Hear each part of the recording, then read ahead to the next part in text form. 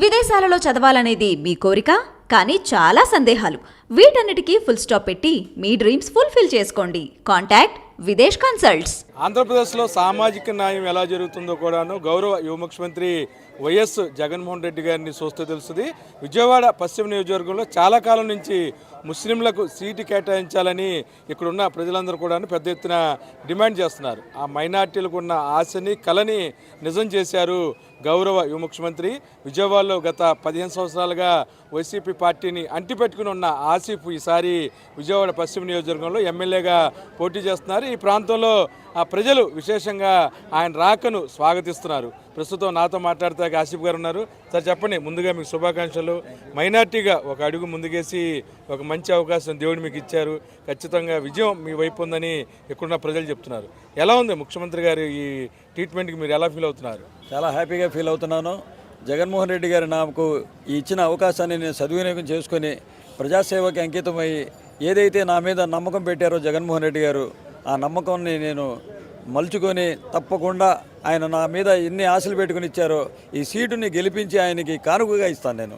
Sir చెప్పండి, MLA అంటే 100 కోట్లు 200 కోట్లు ఉండాలి. ఆసిఫ్ గారి దగ్గర చాలా సామాన్యుడు మాలాగే. ఏంటి అసలు ఈ చరిష్మా ఏంటి?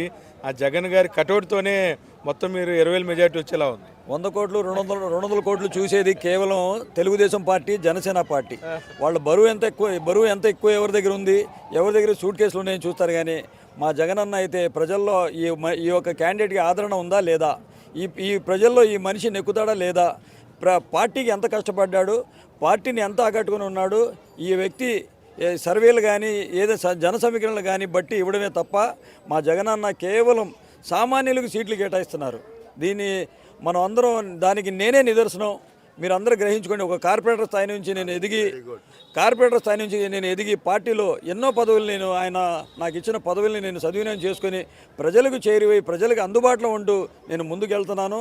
పార్టీ ఏ ఆదేశాలు ఇచ్చిందో ఆ ఆదేశాలని నేను అనుసరిస్తూ ముందుకు వెళ్ళాను. తప్పకుండా జగనన్న నాకు ఇచ్చిన ఈ అవకాశాన్ని నేను మా నియోజకవర్గ ప్రజల ద్వారా నేను విజయం చేకూరుస్తాను.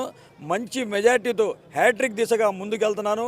మూడోసారి పశ్చిమ నియోజకవర్గంలో వైఎస్ఆర్సీపీ జెండా రెపరెపలాడడం ఖాయం. తప్పకుండా భారీ మెజార్టీతో గెలుస్తానని చెప్పేసి నేను.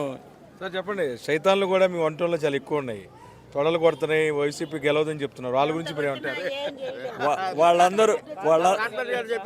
వాళ్ళందరూ గుంపుగా వచ్చినా సరే మా అన్న జగనన్న సింగిల్గా వస్తాడు.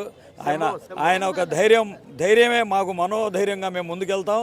తప్పకుండా ఈ శైతాన్లకి సంఖ్యలు వేసే రోజులు దగ్గరలోనే ఉన్నాయి. తప్పకుండా మా ఏరియాలో తావీట్లు వేసేవాళ్ళు చాలామంది ఉన్నారు. వాళ్ళకి తప్పకుండా తావీట్లు వేసి మరి వాళ్ళకి మంచి బుద్ధి చెప్పే విధంగా ఈ ప్రజలు బుద్ధి చెప్తారు. ఏమి దాన్ని భయపడాల్సిన అవసరం లేదు. ఎక్కడికి వెళ్ళినా దేవుడు ఉన్న చోట సైతాన్లు తప్పకుండా ఉంటారు. అవన్నీ కామనే. ఆయన మంచి చేస్తున్నారు, వీళ్ళు చెడగొట్టడానికి చూస్తున్నారు. దీనికి సమాధానం ప్రజలే చెప్తారని చెప్తున్నాను. చెప్పండి, వార్డు కార్పొరేటర్గా మీరు ఏం చెప్పదలుచుకున్నారు? ఎలా ఉంది రెస్పాన్స్ ఆసిఫ్ గారికి? ఆసిఫ్ గారి గురించి మాట్లాడాలంటే మరి ఆసిఫ్ గారు మరి ఎన్నో పదవులు చేపట్టి మరి ఇప్పటికి దేవుడు కృపను బట్టి ఆయనకి మరి జగనన్న మరి ఈ యొక్క పదవి ఇచ్చారు.